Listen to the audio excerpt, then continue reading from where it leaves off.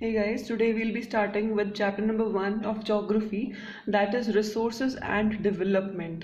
तो क्या रिसोर्सेज होते हैं, डेवलपमेंट कैसे होती है उन रिसोर्सेज के थ्रू, उन रिसोर्सेज की, तो वो सब हम इस चैप्टर में रीड करने वाले हैं। तो जो भी चीज़ें अवेलेबल होती है इन्वायरमेंट में जो हमारी नीड्स को सेटिस्फाई करें, कि मतलब टेक्नोलॉजिकली वो चीज़ें यूज़ करने के लायक बन जानी चाहिए, इकोनॉमिकली फिजिबल, इकोनॉमिक रूप में पैसा कम लगे, मतलब प्रैक्टिकली उस रिसोर्स को यूज़ करना इजी हो, कम पैसे लगे, एंड कल्चरली हमारे समाज में उस रिसोर्स को एक्सेप्ट किया जाए। तो ऐसी चीज़ों को हम लोग रिसोर्सेज बोलते हैं। तो वो चीज़ें जो इन्वायरमेंट से मिलती है और हमारी नीड्स को सेटिस्फाई करती हैं, और टेक्नोलॉजिकली हमारे पास टेक्नोलॉजी अवेलेबल है उस रिसोर्स को यूज़ करने की, और ज़्यादा पैसे भी नहीं लगते और कल्चरली भी एक्सेप्टेबल है, तो उसको हम क्या बोलते हैं, रिसोर्स बोलते हैं। तो देखो ये 3 चीज़ें हैं। एक ये हमारा डायग्राम है, इंटरडिपेंडेंट रिलेशन है ये नेचर, टेक्नोलॉजी, इंस्टीट्यूशंस का, ह्यूमन बीइंग के साथ, फिजिकल एनवायरनमेंट का, टेक्नोलॉजी का और इंस्टीट्यूशंस का। ये तीनों आपस में इंटरडिपेंडेंट है। इंस्टीट्यूशंस के बिना टेक्नोलॉजी नहीं बन सकती, टेक्नोलॉजी के बिना हम नेचुरल एनवायरनमेंट का यूज़ नहीं कर सकते, और अकेले नेचुरल एनवायरनमेंट का होना कोई फ़ायदेमंद है नहीं, बिकॉज अगर हम रिसोर्सेज को यूज़ ही नहीं कर पाएंगे then what's the point. Okay, so जो प्रोसेस है ट्रांसफॉर्मेशन का, चेंज होने का, चीज़ों का, जो हमारे एनवायरनमेंट में अवेलेबल है, वो प्रोसेस होता है, किस पे डिपेंड करता है, इंटरडिपेंडेंट रिलेशनशिप पे between nature, technology and institution, जो अभी हम देख चुके हैं। एंड जो ह्यूमन बीइंग्स हैं वो इंटरेक्ट करते हैं नेचर के साथ, एक तरीके से कॉन्टैक्ट में आते हैं नेचर के साथ टेक्नोलॉजी के थ्रू, एंड इंस्टीट्यूशंस क्रिएट करते हैं जहाँ पे वो उस रिसोर्स को अच्छे से बना सके, इकोनॉमिकली उसको फीजिबल बना सके, प्रैक्टिकल बना सके, कि लोग उस चीज़ को यूज़ कर पाए और ज़्यादा पैसे भी ना देने पड़े उसके, समझे। सो तुम्हें क्या लगता है कि रिसोर्सेज फ्री गिफ्ट्स हैं नेचर का, जैसा सब मानते हैं, या बहुत सारे लोग ऐसा मानते हैं ना कि रिसोर्सेज जो हैं, जो हमें नेचर से मिल रहे हैं, वो फ्री गिफ्ट है। लेकिन वो नहीं है यार फ्री गिफ्ट, टेक्नोलॉजी बनानी पड़ती है, बहुत सारी चीज़ें करनी पड़ती है। ये फंक्शन है ह्यूमन एक्टिविटीज़ का, ह्यूमन एक्टिविटीज़ को उसको कन्वर्ट करना पड़ता है अपने आप एक इम्पोर्टेंट रिसोर्स में। रिसोर्स, कोई भी नेचुरल एनवायरनमेंट में चीज़ रिसोर्स तभी बनता है जब उसके लिए उसको हम यूज़ कर सके अपनी नीड्स को पूरा करने के लिए, और उसके लिए टेक्नोलॉजी अवेलेबल हो और वो इकोनॉमिकली फीजिबल हो, समझे। सो ये जो रिसोर्सेज हैं, हम ह्यूमन बींग्स क्या करते हैं, हम ट्रांसफॉर्म करते हैं, चेंज करते हैं मटेरियल जो इन्वायरमेंट में अवेलेबल है, उसको रिसोर्स में कन्वर्ट करते हैं और फिर उसको क्या करते हैं, यूज़ करते हैं। तो हम इन रिसोर्सेज को इन तरीके से डिवाइड कर सकते, क्लासीफाई कर सकते हैं। सबसे पहले ओरिजिन के बेसिस पे, कि बायोटिक है, ए बायोटिक है, अभी इसको हम आगे फर्दर प्रॉपरली अंडरस्टैंड करेंगे। फिर on the basis of exhaustibility, कि कितनी टाइम चलेगा, कितना नहीं, कि रिन्यूएबल है, उसको वापस यूज़ कर सकते हैं या नहीं कर सकते, एक लिविंग है, non living thing. On the basis of ownership, कि किसी इंडिविजुअल का है, किसी कम्युनिटी का है, नेशनल पूरी कंट्री का है, या इंटरनेशनल रिसोर्स है, कौन सा रिसोर्स है, तो वो ओनरशिप पे भी चीज़ें डिपेंड करती हैं। और on the basis of status of development, कि उसको कितना डेवलप किया सकता है, ये पोटेंशियल है कि हाँ भाई इसको करा जा सकता है, लेकिन अभी प्रॉपर रिसोर्सेज, टेक्नोलॉजी अवेलेबल नहीं है, पोटेंशियल है कि इसको हम लोग यूज़ कर सकते हैं इन द कमिंग फ्यूचर। एक डेवलप्ड स्टॉक होता है, एक रिजर्व्स होते हैं, तो हम इसको प्रॉपरली पढ़ने वाले हैं। सो this is the table. Okay, तो ये टेबल लर्न कर लेना, तुम्हारे लिए चीज़ें जो हैं थोड़ी सी इजी हो जाएंगी।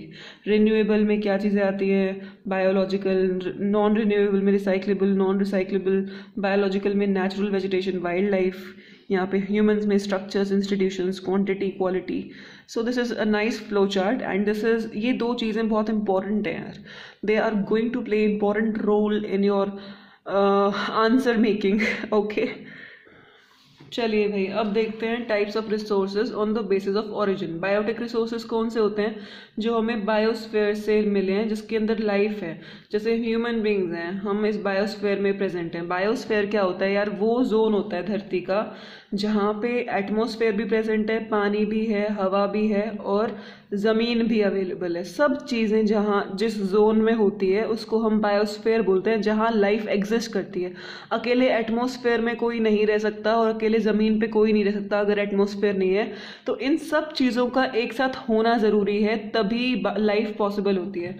तो बायोस्फीयर में से मिलते हैं हमें बायोटिक रिसोर्सेज, ह्यूमन बींग्स हैं, ये बायोटिक रिसोर्सेज हैं human beings, flora and fauna, flora flowers मतलब प्लांट किंगडम, फोना एनिमल्स किंगडम, ठीक है, फिशरीज, फिशेस से रिलेटेड, लाइफ स्टॉक हमारे दूसरे जानवर वगैरह जो होते हैं। सो एबायोटिक रिसोर्सेज क्या होते हैं कि वो चीज़ें जो नॉन लिविंग थिंग्स होती हैं, जैसे रॉक्स और मेटल्स, जो पत्थर वगैरह होते हैं पहाड़ों पे, जो वो रॉक्स हैं, पेड़ों की बात नहीं हो रही है, पेड़ हमारे बायोटिक हैं, जो पत्थर हैं वो हमारे एबायोटिक हैं, अंडरस्टूड। सो उसके बाद आता है हमारा व्हाट इज इट, फिर आता है हमारा एग्जॉस्टिबिलिटी के बेसिस पे कि कब ख़त्म होंगे। रिन्यूएबल रिसोर्सेज होते हैं कि उनको हम फिर से यूज़ कर सकते हैं, रिप्रोड्यूस कर सकते हैं फिजिकल, केमिकल, मैकेनिकल प्रोसेस के थ्रू। ऐसे ही नहीं हो जाता कि अपने आप ही पेपर यूज़ कर लिया और उसको हमने ऐसे ही अपने आप ही वो फिर एक नया कन्वर्ट हो गया, और नहीं, वो एक प्रोसेस से गुजरता है, फिर हम उसको दोबारा यूज़ कर सकते हैं। All right, so example solar wind है, सोलर एंड विंड एनर्जी, पानी है, फॉरेस्ट है, वाइल्ड लाइफ है। तो ये जो है ये रिक्रिएट होते रहते हैं time to time in processes के थ्रू। ओके, सो रिन्यूएबल रिसोर्स को हम फर्दर डिवाइड कर सकते हैं।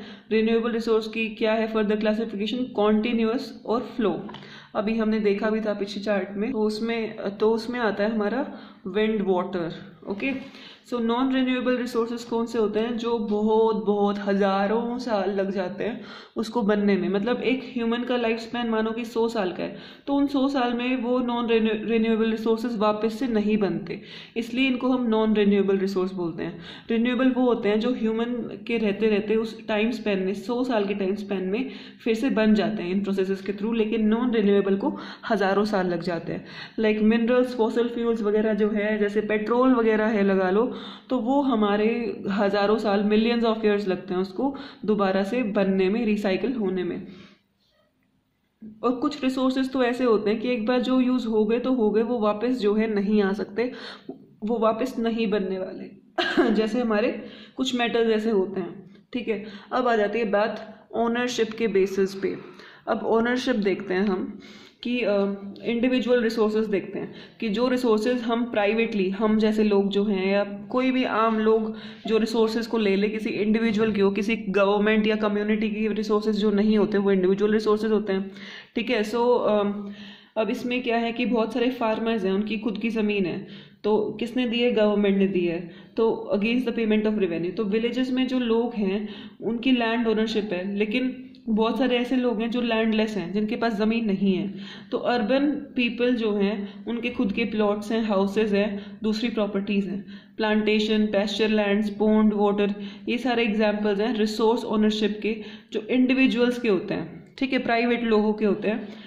तो अब तुम खुद बनाओ लिस्ट ऑफ रिसोर्सेज जो तुम्हारे खुद के हैं, घर पे जो अवेलेबल है, ठीक है। अब है कम्युनिटी ओन्ड रिसोर्सेज, कि वो रिसोर्सेज जो सारी कम्युनिटी यूज़ कर सकती है, जैसे पार्क्स, पिकनिक स्पॉट्स हो गए, प्लेग्राउंड्स हो गए, तो उनका सब यूज़ कर सकते हैं। ऐसा नहीं कि वो किसी एक बंदे का ग्राउंड है या किसी एक बंदे का पार्क है, वो सब यूज़ कर सकते हैं। तो जो सब यूज़ कर सकते हैं वो कम्युनिटी ओन्ड रिसोर्सेज हमारे होते हैं। पॉन्ड हो गया हमारा, ग्रेजिंग ग्राउंड्स हो गए, बरियल ग्राउंड्स हो गए, जो जहाँ पे हम लोग दाग देते हैं, वही बोलते हैं ना, I guess, I don't know exact word for that. तो ये सारी चीज़ें हमारी कम्युनिटी ओन्ड रिसोर्सेज में आती है।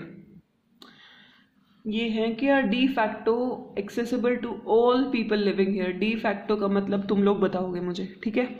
सो नेशनल रिसोर्सेज क्या होते हैं, टेक्निकली जितने भी रिसोर्सेज जो होते हैं वो एक नेशन के होते हैं, एक जोग्राफिकल बाउंड्री की, ये इंडिया है मान लो वैसे खैर इंडिया का हम काइट की शेप में बना सकते हैं ठीक है, तो ये इंडिया है, तो इसके अंदर जितने भी रिसोर्सेज हैं वो हमारे इंडिया के रिसोर्सेज होंगे, ठीक है। सो जो कंट्री है उसके पास लीगल पावर्स होती है कि जो प्राइवेट प्रॉपर्टी है वो अपने इस्तेमाल के लिए यूज़ कर सकती है बदले में पैसे देके, जैसे रोड वगैरह बनाने होते हैं यार, हमें बहुत सारे विलेजेस से निकालने पड़ते हैं, बहुत सारी जगह से निकालने पड़ते हैं, तो लोगों के घर खाली करवाने पड़ते हैं, उनको कोई और प्लेस देना पड़ता है उसकी जगह पे, या उनको पैसे देने पड़ते हैं। सो गवर्नमेंट जो है प्राइवेट लोगों से प्राइवेट प्रॉपर्टीज़ जो है वो खरीद सकती है, और हम जैसे लोग मना नहीं कर सकते, we don't have that right. Okay, so हमने जैसे यहाँ पे मैंने एग्जांपल भी दिया है, रोड्स, कैनाल्स, रेलवेज जब ये बन रहे होते हैं तो उसकी कंस्ट्रक्शन के लिए कुछ इंडिविजुअल्स को अपने घरों का, अपनी जगह का त्याग करना पड़ता है और कहीं और जाके शिफ्ट होना पड़ता है। सो अर्बन डेवलपमेंट अथॉरिटीज़ जो हैं वो उनके पास पावर है टू एक्वायर लैंड खरीदने की, ठीक है। सो जितने भी mineral, water resources, forest, wild life, land है, पॉलिटिकल बाउंड्री में आती है। और ओशियानिक, अगर मान लो यहाँ पे ओशियन है ना, हमारा बे ऑफ बंगाल है, यहाँ अरेबियन सी है, तो ये मान लो कि 12 नॉटिकल माइल्स 22.2 किलोमीटर तक समुद्र में हमारे इंडिया के रिसोर्सेज आएंगे, कि 22.2 किलोमीटर में जितने भी रिसोर्सेज पानी में अवेलेबल हैं वो सारे किसके होंगे, हमारी कंट्री के होंगे, ठीक है। सो टेरिटोरियल वाटर्स होता है वो, एंड रिसोर्सेज जो है हम यूज़ कर सकते हैं वहाँ तक के। इंटरनेशनल रिसोर्सेज कौन से होते हैं, जो इंटरनेशनल इंस्टीट्यूशंस के पास होते हैं। मानो कि कुछ ओशियानिक रिसोर्सेज, ओशियंस हैं, तो ओशियन जो बियॉन्ड 200 नॉटिकल माइल्स के बाद ऐसा हो जाता है यार कि वो एक्सक्लूसिव इकोनॉमिक जोन में आ जाता है। 200 नॉटिकल माइल्स, अब तुम देख लो कि 12 नॉटिकल माइल्स 22.2 किलोमीटर है, तो 200 नॉटिकल माइल्स कितना होगा, ठीक है। तो वो एक्सक्लूसिव इकोनॉमिक जोन की एक्सक्लूड हो गई, कि सारी कंट्रीज उससे हट गई, वो किसी के रिसोर्सेज नहीं है, किसी भी कंट्री के अंडर नहीं आते, तो वो हमारे इंटरनेशनल इंस्टीट्यूशन के पास चले जाते हैं।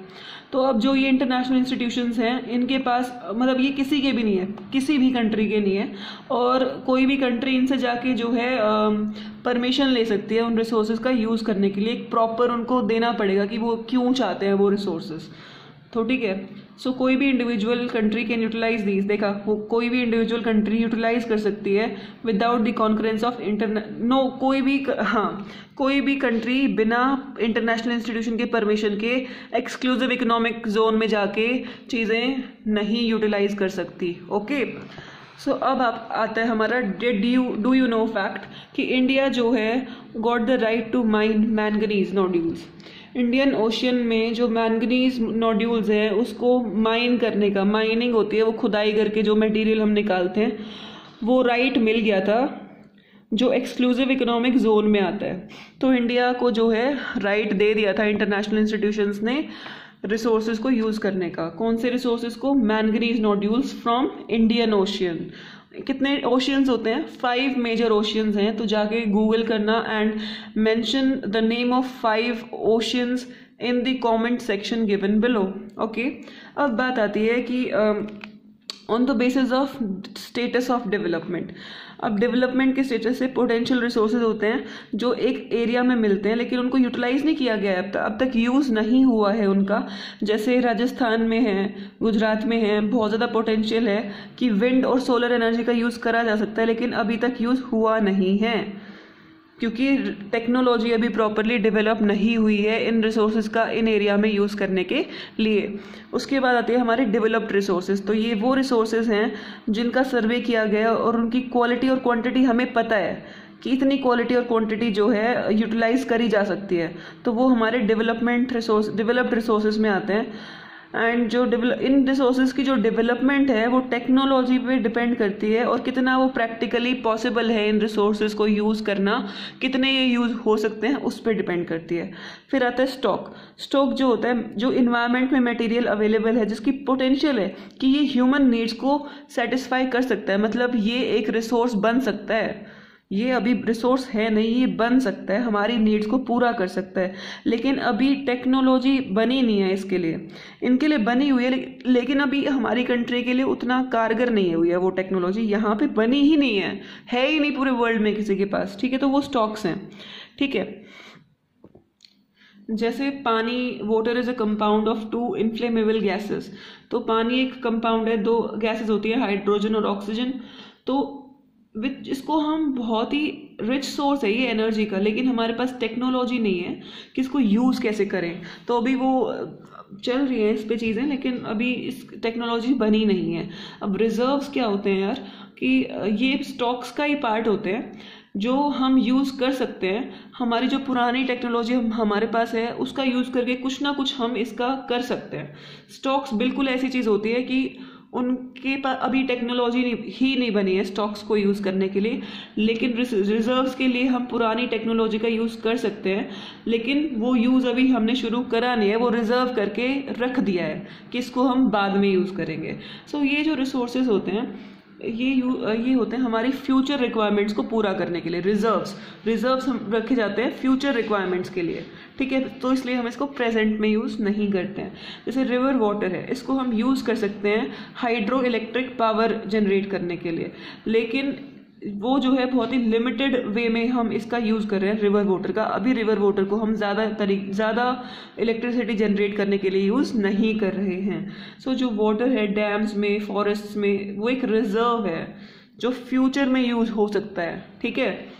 फिर आती है बात हमारी डेवलपमेंट ऑफ रिसोर्सेज की, कि रिसोर्सेज जो हैं बहुत ही इम्पोर्टेंट है हमारी सर्वाइवल के लिए और हमारी क्वालिटी ऑफ लाइफ को मेंटेन करने के लिए। अगर हमें सही से जीना है, कंफर्टेबल लाइफ जीनी है, तो उसके लिए हमारे रिसोर्सेज को डेवलप होना बहुत ज़रूरी है ऑब्वियसली। सो ये माना जाता है कि रिसोर्सेज फ्री गिफ्ट्स हैं नेचर का। ये माना जाता था, है नहीं, आज की डेट में ये चीज़ बिल्कुल नहीं मानी जाती है, क्योंकि क्या है कि अभी बहुत सारी मेजर प्रॉब्लम्स क्या आ रही हैं कि रिसोर्सेज कम होते जा रहे हैं। हमारे कुछ ही इंडिविजुअल्स की नीड्स अभी सेटिस्फाई हो रही है और रिसोर्सेज ख़त्म हो रहे हैं, ठीक है। तो इन ये रिसोर्सेज कुछ ही लोगों के पास हैं, जिसकी वजह से क्या है कि हमारी सोसाइटी दो पार्ट्स में डिवाइड हो चुकी है, एक तो रिच और एक पुअर, या फिर हम कह सकते हैं जिनके पास रिसोर्सेज अवेलेबल हैं और जिसके पास रिसोर्सेज अवेलेबल नहीं हैं और जिसके पास अवेलेबल हैं, ठीक है। सो जो ये इनडिस्क्रिमिनेट एक्सप्लॉइटेशन है ना रिसोर्सेज का, गलत तरीके से यूज़ करना, ज़्यादा यूज़ करना, एक्सेस ओवर यूज़ कर देना, वो हमारी ग्लोबल इकोलॉजिकल क्राइसिस होती जा रही है। उसकी वजह से ओवर यूज़ करने की वजह से हमारी क्या चीज़ें किस टाइप का क्राइसिस हो रहा है, ग्लोबल इकोलॉजिकल क्राइसिस, ठीक है। जैसे ग्लोबल वार्मिंग बढ़ रही है, ओजोन लेयर डिप्लीट हो रही है, ठीक है, एनवायरमेंटल पॉल्यूशन बढ़ रहा है, हमारी लैंड की जो क्वालिटी है वो डिग्रेड हो रही है, ओजोन में जो छेद था वो बढ़ रहा है। लेकिन हाँ, अब क्योंकि कोरोना वायरस है उसकी वजह से जो है पॉल्यूशन कम हो गया है, तो चीज़ें ठीक होती जा रही हैं। Okay, so this was it guys. I'll be discussing next stuff in our next class. Till then, bye bye, take care.